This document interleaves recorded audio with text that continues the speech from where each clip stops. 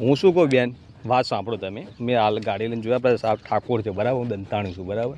એટલે મને એવું લાગ્યું કે અમારા ગામના તો બેન લાગતા જ નહીં. પહેલું તો ભાઈ અમારા ગામના બેન, પણ તમે દુઃખી છો એવું લાગે બરાબર. કંઈ તકલીફમાં કે ઘેર કંઈ ઝઘડો કરીને ગમે તે કંઈ પ્રોબ્લેમ થયો છે, પણ તમે એવું પગલું ના પડ્યો કે તમારા પરિવાર આખો પ્લે થાય પાછળથી. પરિવાર તો મા બાપ તો હશે ને તમારે. કોણ હેરાન કરે તમને? ક્યાંથી આવો તો ભાઈ કેટલું કહો, ક્યાંથી આવો તમે? કોઈ બેન ચિંતા ના કરજો, તમારા ભાઈ જ છીએ અમે. ચિંતા ના કરશો. કોઈ નહીં, તમે કોઈ હેડ નહીં. કયું ગામ છે તમારે? કયું કહો એટલે? જમનાપુર બાજુ નથી બરાબર. અને શું નાતે છો તમે? ઠાકોર. ઠાકોર જ છો જુઓ બરાબર. ચિંતા ના કરશો કોઈ. તો તમે તું કોઈ કામ કરતા રહેવા દેરો મારા ઘેર. પણ હું ચાહું છું તમારા ઘરે રહું. એ તો ભાઈ ગમે તે ભગવાન કુદરત ગમે તે રસ્તો કરશે. તમે એવું કઈ ના હો કે આટલી મોટી દુનિયા મોટી પડી છે. એમ નહીં ભાઈ, પણ મારા બે છોકરા વિચાર કરવાનો, અમારો વિચાર ના કરે. છોકરાઓ તમને આ તો છોકરાનું પણ આપણે ગમે તે પ્લે કરીએ. તમે તાર છોકરા કેવા નહીં જોતી, કશો વાંધો ના જોતી હોય તો છોકરા હારા ના એટલે જતો રહો. હા, એટલે છોકરા મોટા તમે કરે ભૂલ કરી છે. તમે આડો અમારા ઘેર આવતા હેડો. તમે અમારા ઘેર બેજો. અમારે જો બહુ હે ઘેર જ અમારા ઘરના તો જ્યાં એટલે આવેશમાં કઈ બીજું પગલું ના પડશે બેન.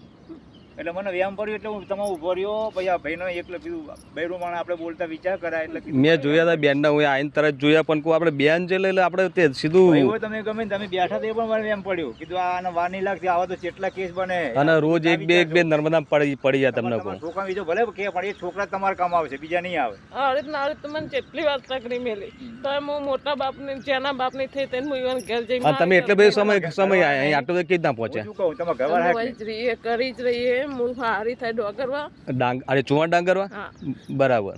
અને કોખરા કરી રહેવા આવ્યા હતા. તે કરી કઈ છે? ચંદીગઢમાં રહે છો? કુપાનગર બરાબર. હા, એટલે મેં અમે જોયેલા હે. તો હાલ તમે અહીં જ આવ્યા ને, તો એ કોણ તમે ઘરવાળા શું કરે? એ ભાગ્યધરમાં નોકરી કરવા. તો ભાઈ ભલામણ આટલી મસ્ત નોકરી કરીને તમારે એટલે તમારે શું કરે છે? તમારે હસબન્ડ શું કરે તમારે?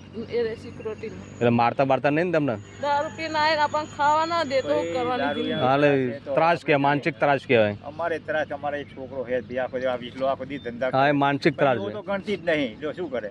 અને છોકરાનો સહારો નહીં. ભાઈ હોય તો આપણે એમ કહે કે ભાઈ ઘેર જતા રહીએ.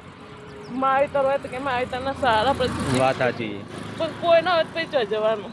હાલે છેલ્લો આરો એ કુદરત એ જ આરો થાય કે આનું ના સુકે પછી લોકો આવું પગલું ભરતા હોય. પણ હું તો એવું માનું કે ભગવાન કુદરત આવું પગલું ભરાય જ નહીં.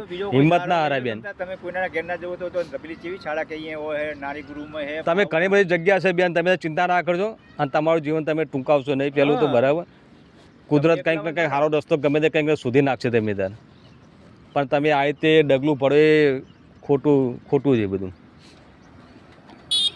એટલે અમને ઘેર જતા રહો, કાં તો ક્યાં રોકણ ઘેર જતા.